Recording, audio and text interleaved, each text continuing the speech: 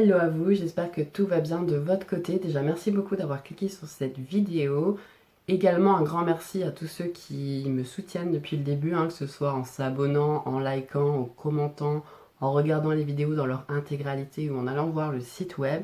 C'est hyper gratifiant, surtout quand on débute sur YouTube. Pour se faire une place, c'est pas facile. Donc, merci beaucoup à vous. Pour aujourd'hui, on va se rendre en Corée du Sud. Corée du Sud, forcément, une fois de plus, je m'éloigne beaucoup de la France. Mais c'est important de découvrir de nouveaux sujets. J'aime bien traiter des choses qui n'ont pas forcément été beaucoup évoquées sur les plateformes francophones. Et en plus de ça, je me suis dit, vu le climat actuel qui fait qu'on est plus ou moins cloîtré chez nous, et ben ça nous permet de nous évader au moins virtuellement. Donc on se déplace en Corée du Sud, mais on va aussi remonter dans le temps, puisqu'on va aller dans une période historique coréenne que l'on appelle le Samhan. Donc le Samhan, c'est en premier lieu un découpage territorial du Sud, on parlera que de la Corée du Sud, en trois grandes confédérations. On a Mahan qui est la plus grande, Jinhan et Byeonhan. Pour vous donner un ordre d'idée, Mahan, donc la plus grande confédération, c'est un agglomérat de 54 cités-États. Et donc ces cités-États, en fait, elles sont gouvernées par ce qu'on appelle un chef chaman. Et ce chef chaman, il a été mis au pouvoir par les familles aristocratiques du coin avec lesquelles il va partager son pouvoir. L'autre spécificité de Samhan au niveau cette fois-ci spirituel, c'est qu'on est toujours dans une période, donc 1er, 3e siècle avant notre ère jusqu'au 3e siècle après notre ère, qui est dominée par la religion traditionnelle de la Corée, donc à savoir le chamanisme. Mais dès les débuts de notre ère, on voit l'émergence de deux courants qui vont avoir une influence grandissante en Corée, le bouddhisme qui vient d'Inde et surtout le confucianisme qui vient de Chine. Et le confucianisme, Dieu sait qu'il aura une importance capitale sur tous les aspects de l'histoire de la Corée. Et je pense qu'on reviendra là-dessus, puisque comme je l'avais dit, j'ai notamment fait un mémoire sur les rites aux ancêtres, et c'est extrêmement lié au confucianisme, donc on aura sûrement l'occasion d'en reparler.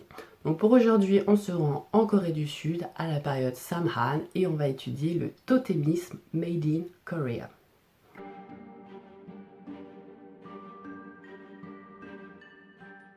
Puisque le totémisme c'est une émanation du chamanisme, eh bien, il faut quand même dire quelques mots sur cette religion.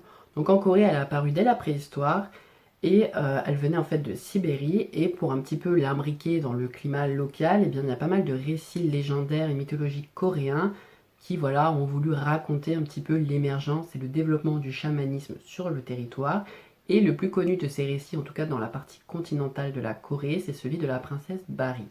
Je vais essayer de vous le raconter du mieux possible, mais il faut savoir que c'est un récit qui comporte une centaine de variantes, donc il y a quelques détails qui peuvent être différents selon la source que vous consulterez. Tout commence par un roi, Seja, qui épouse une femme, donc qui deviendra la reine, et ensemble, en fait, ils vont avoir 6 enfants.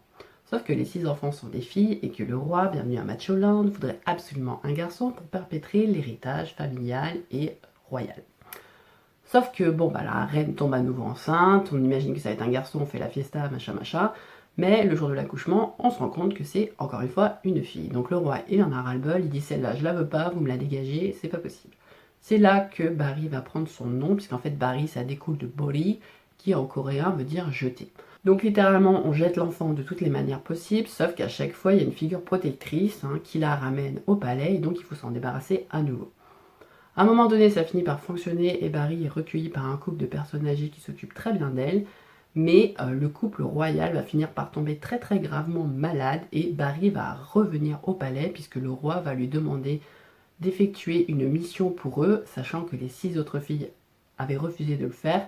Donc le roi s'est dit, bon, bah, peut-être que la gamine, même si on l'a acheté à coup de pied aux fesses, ça voudra bien le faire.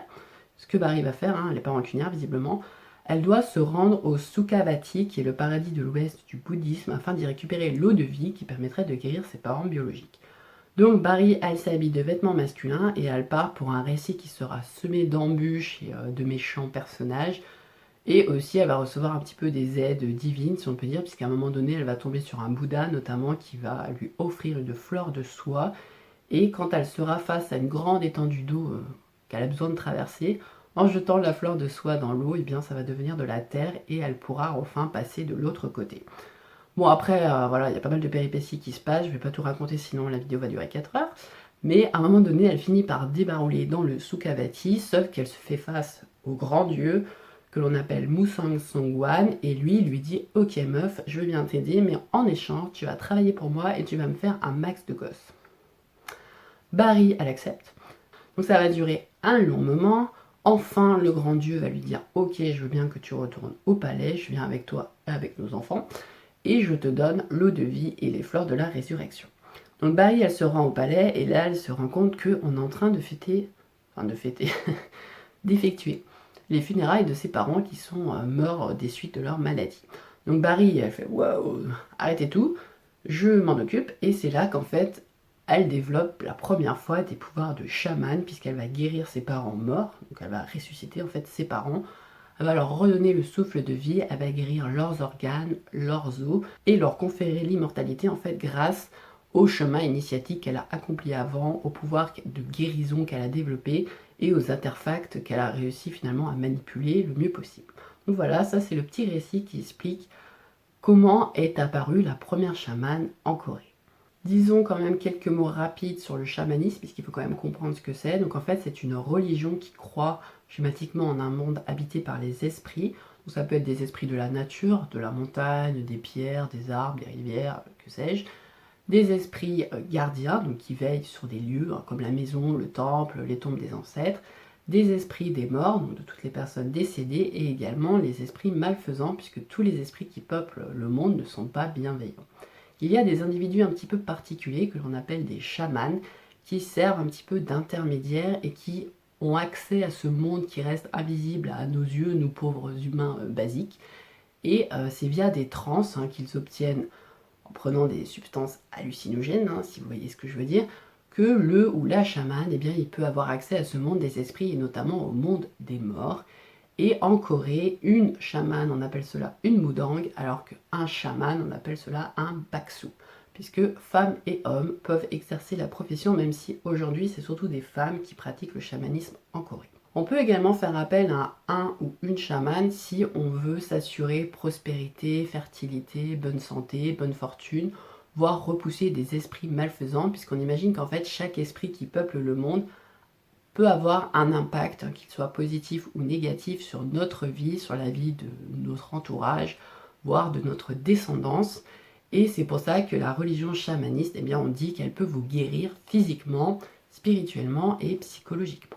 Le chamanisme coréen, il comporte énormément de rites, mais il faut quand même bien se rendre compte qu'il y a deux rites principaux qui sont les plus pratiqués. Le premier, c'est celui qui vise à vous assurer une bonne fortune personnelle, et le deuxième, qui je pense supplante tous les autres, c'est un rite que l'on peut trouver par exemple sous la forme du Dodanggut, qui vise en fait à assurer des bonnes récoltes agricoles au village dans son ensemble. Et ça c'est capital, puisque mauvaise récolte, que ce soit pour X ou Y raison, ça signifie disette, voire famine, voire mort, donc c'est la catastrophe. Et donc on a beaucoup pratiqué ces rites-là en espérant à chaque fois que voilà, les récoltes seraient bonnes, etc., etc. Nous, pour faire la transition vers le totémisme, on va parler d'un autre rite qui s'appelle Unsan Byolshin Gut, qui se pratique dans le Chungcheong du Sud, aujourd'hui surtout par des femmes, et qui est dédié en fait aux esprits gardiens du village, et qui se fait devant les fameux totems qui représentent eux-mêmes donc les gardiens protecteurs du village. Transition parfaite vers les Jangseung, donc les totems made in Korea.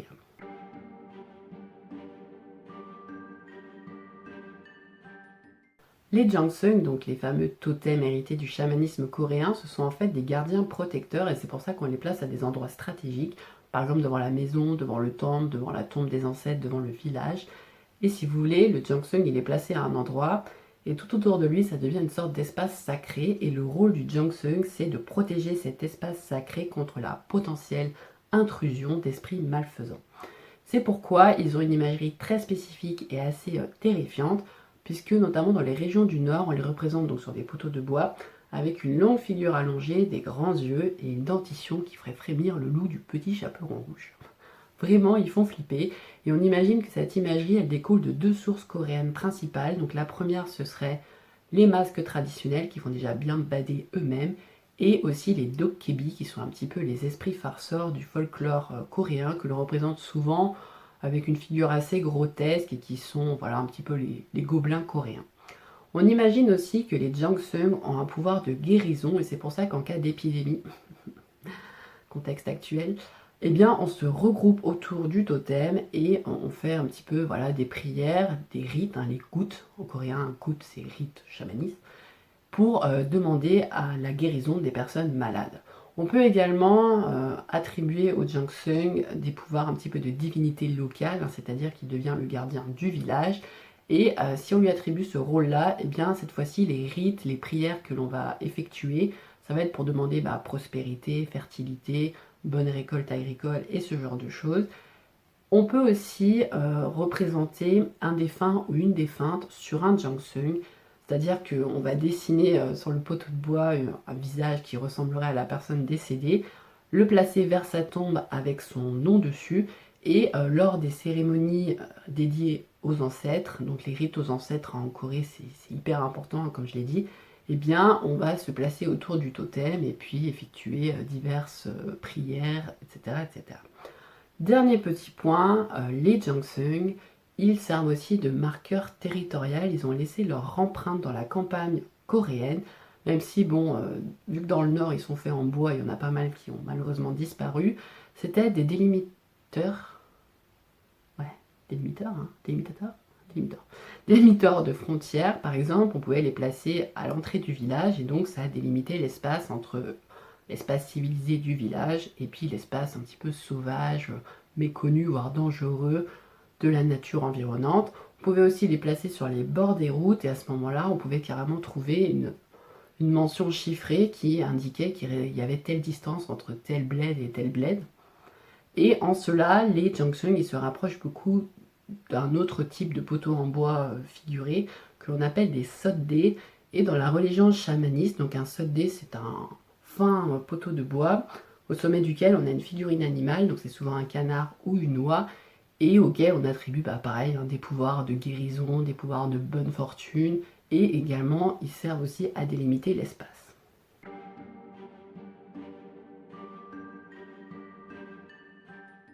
C'est au cours de cérémonies ou de festivals que l'on va fabriquer les Jansung, donc les fameux totems du chamanisme coréen. Il n'y a pas vraiment de schéma standard, on peut faire la taille, la représentation, le matériau que l'on veut. Tout ce qui compte, c'est qu'un maximum d'habitants du village participent, puisque le but de la construction d'un Jansung, c'est d'assurer la prospérité à tout le monde. Donc si tout le monde met la main à la pâte, c'est beaucoup mieux. Et du coup, eh bien, on se retrouve avec un petit peu des distinctions régionales, notamment dans le nord de la Corée du Sud, eh bien, on est sur les totems en bois, hein, donc avec le visage assez caricatural et effrayant, des grands yeux, des grandes dents qu'on peut agrémenter d'une barbe ou d'un petit chapeau, alors qu'au sud, on est sur le matériau de la pierre, qui est beaucoup plus abondante que le bois, et on est sur une imagerie un petit peu différente, puisque cette fois-ci, on est sur des visages ronds, des traits doux et des figures un petit peu bienveillantes, et c'est pour ça que, par exemple, dans la région qui s'appelle le Honam, eh bien, on surnomme ces personnages Halmoni et Haraboji, donc grand-père, grand-mère. Ça montre bien que l'imagerie est différente, mais les rôles dévolus au totem en bois ou au totem en pierre sont exactement les mêmes. Pour dessiner les Jansung, on s'inspire en général de la mythologie coréenne et il est de coutume de représenter un couple mythologique puisque les Jansung vont toujours par paire. S'il y en a un qui est tout seul, c'est soit qu'il est plutôt un marqueur de frontières, soit qu'il a été séparé de sa moitié par les accidents de la vie. Mais le couple le plus représenté, c'est celui du grand général du paradis, de la grande générale de la terre, qui sont des personnages importants de l'histoire spirituelle de la Corée. Mais on peut aussi, comme je l'ai déjà dit, mettre sur les Jansung des visages de défunts, de défuntes, de divinités locales, voire d'autres grands personnages de la mythologie coréenne, comme les 4 rois des 4 directions, donc les directions cardinales, etc. etc. C'est au parc de Chilgap que l'on trouve la plus grande concentration de Jansung, puisque c'est un patrimoine qui malheureusement a été assez malmené par le temps et par l'homme. Et donc on a essayé de rassembler au maximum les Jansung que l'on pouvait encore sauver. Et également chaque année il y a des manifestations un petit peu touristiques où on invite les personnes à fabriquer leurs propres totems, etc., etc. Et on fait des expositions qui sont à vocation internationale, c'est pour ça qu'on fait venir des totems venus d'Amérique du Nord, d'Afrique et d'autres régions du monde. Et par exemple, on trouve dans ce parc le plus grand totem, le plus grand Jansung de Corée qui mesure quand même 11,5 mètres.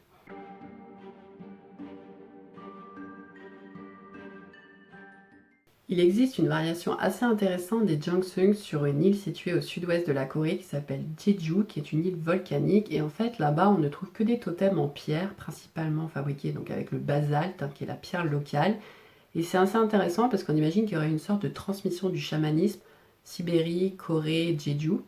Et là-bas, on trouve, comme dans la Corée du Sud, uniquement des totems en pierre, mais il y a quand même des petites spécificités locales, donc comme quoi une même coutume s'adapte selon le territoire dans lequel elle finit par arriver.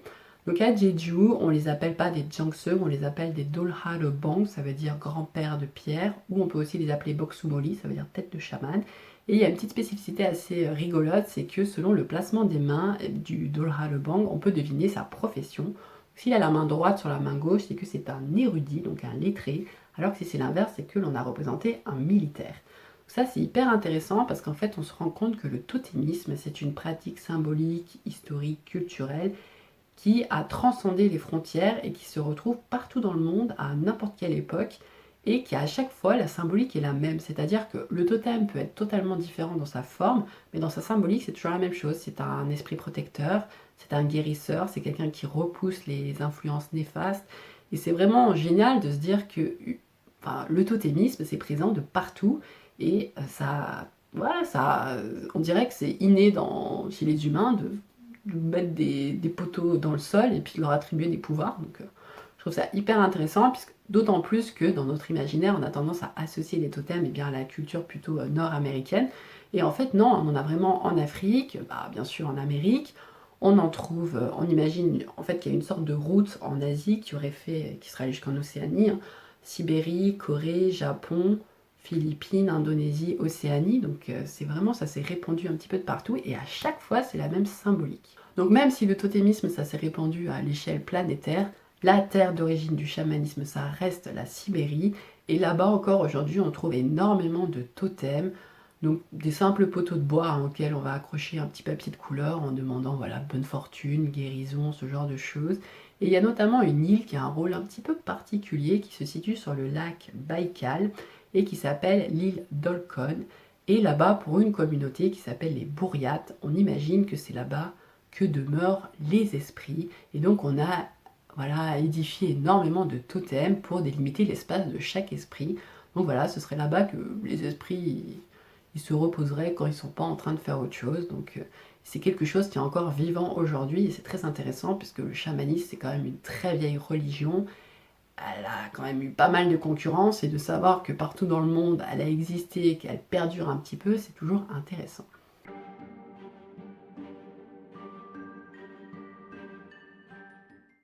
Voilà, j'espère que cette petite excursion dans l'univers culturel du chamanisme et de la Corée vous aura plu. Dites-moi si vous connaissiez déjà les Jeongseung, les totems, si ça vous a intéressé, si vous voudriez que j'aborde d'autres sujets qui tournent autour de la même chose, ou même je me disais peut-être faire un format un petit peu plus cool Raoul, où je vous raconterai mon voyage en Corée, mes impressions, ce genre de choses, ou même des voyages ailleurs. Ou vous pourriez me poser des questions auxquelles je réponds. Bon bref, on verra quand la vidéo aura quelques vues, mais si jamais ça vous botte, faut pas hésiter à le dire, ce sera avec grand plaisir. Donc pensez bien au petit like si ça vous a plu, petit commentaire, ça fait toujours plaisir. Merci d'avoir regardé, et puis on se retrouve très très bientôt pour une prochaine vidéo. Ciao!